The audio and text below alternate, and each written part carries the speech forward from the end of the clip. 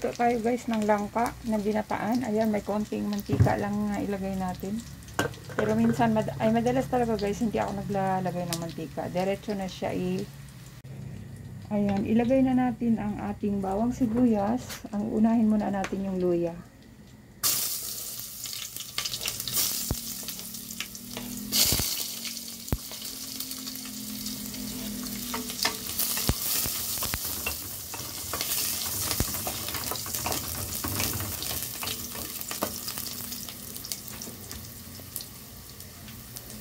At mayroon tayo ditong pritong isda. Yan po ang ating pangsahog sa ating kasi gusto ko sana dilis. Hindi ako nakabili. So ayan, isunod natin ang bawang sibuyas.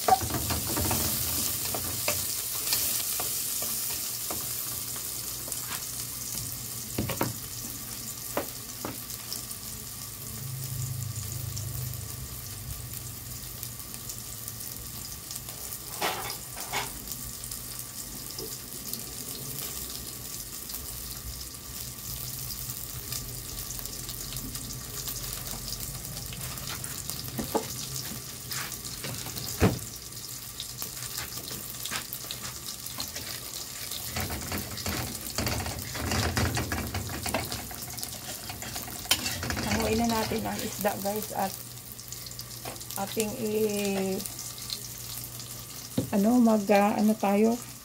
maghimay-himay tayo ng ilang piraso para isahog natin sa ating langka na ginataan.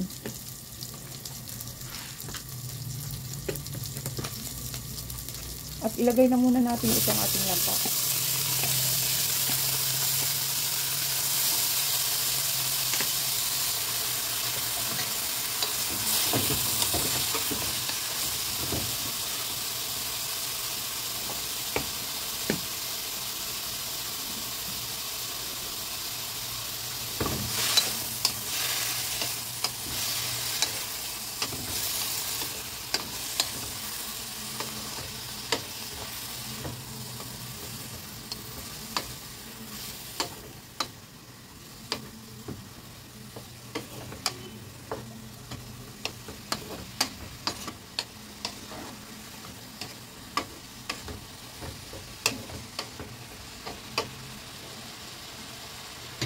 Ayan guys.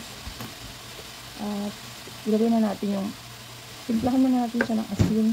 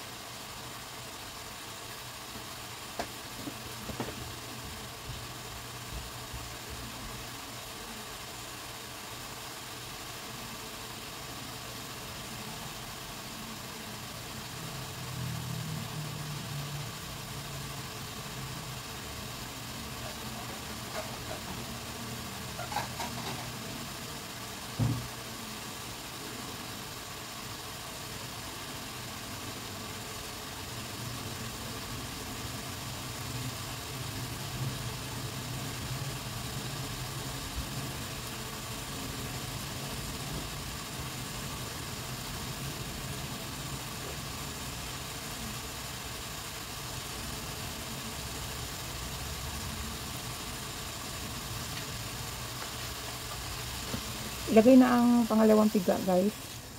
Hayaan natin siyang lumambot.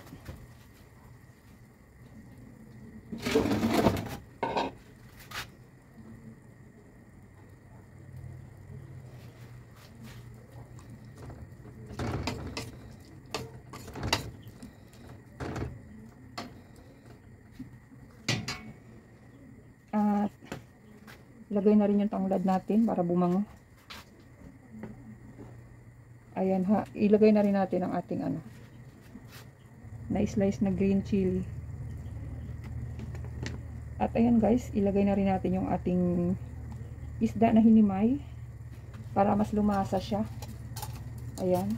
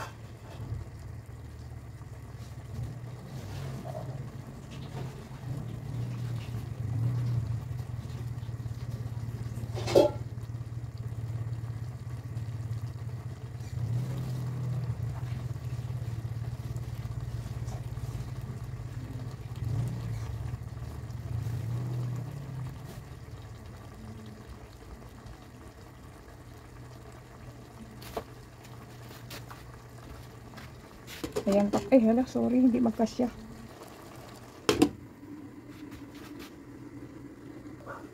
Ayan guys, timplahan natin.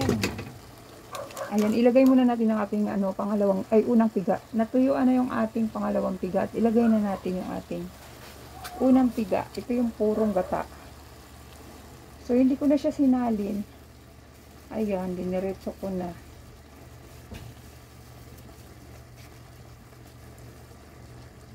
Shout out kay classmate Papa D.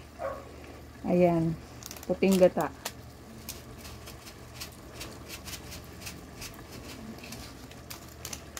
Shout out. At ilagay din natin ang ating pamintang powder.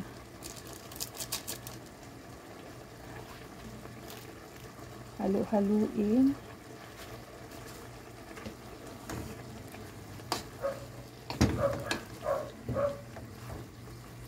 Ang bango ng luya at ang tanglad.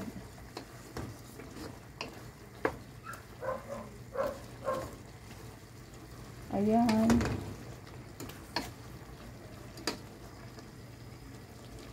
At kurutin muna natin yung langka kung siya ba ay ano, talagang ayan, malambot na.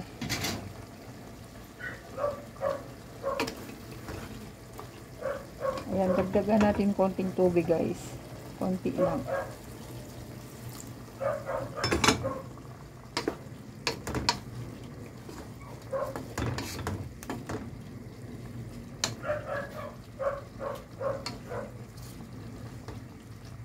Ayan, ito yung aming ulam, mamayang lunch, at i-partner sa pritong galunggong.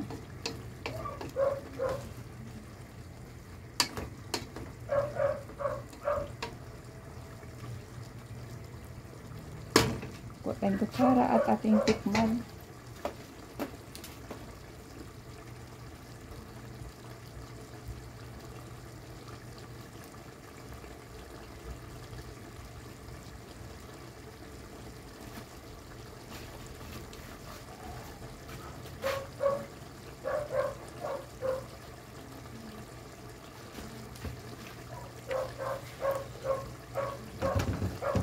Ayan, kailangan siyang dagdagan ng konting asin. Konting alat, hindi masarap pag sobra sa yung matabang siya. So ayan guys, naglagay na ako ng dagdag asin.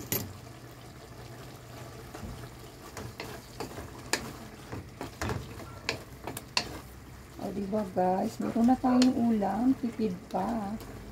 Mas masarap talaga magluto sa bahay. Kasi pag bumili ka ng luto na hindi ka satisfied sa quantity. Konti lang, alam naman natin pag business. Konti lang talaga ang per serving kasi malulugi din sila. Ayan. Tikman natin ulit.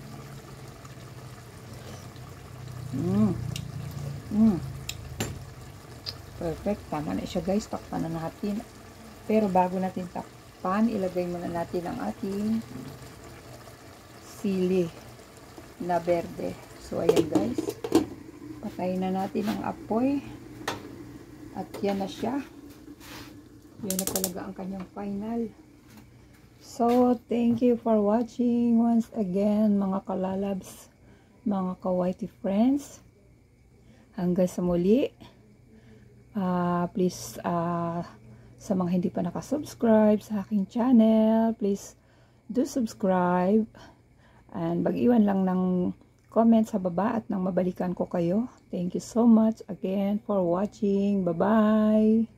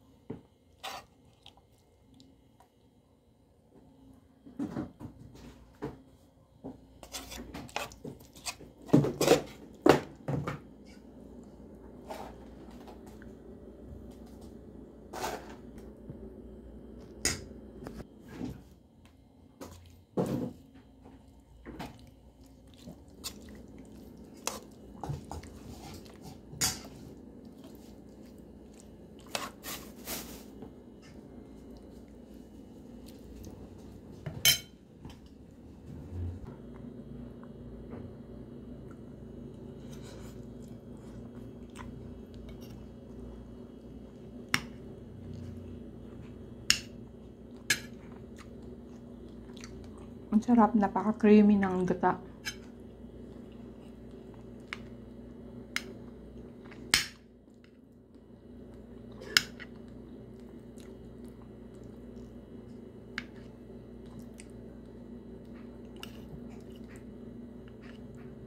Sarap guys, may konting kagat ng anghang. Lalo na kung may sili na pula.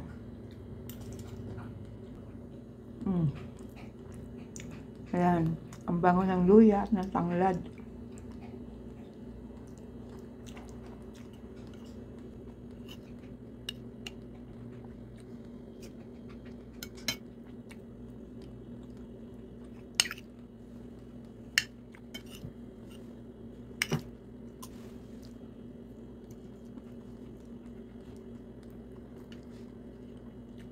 Nagaktak ang pawis.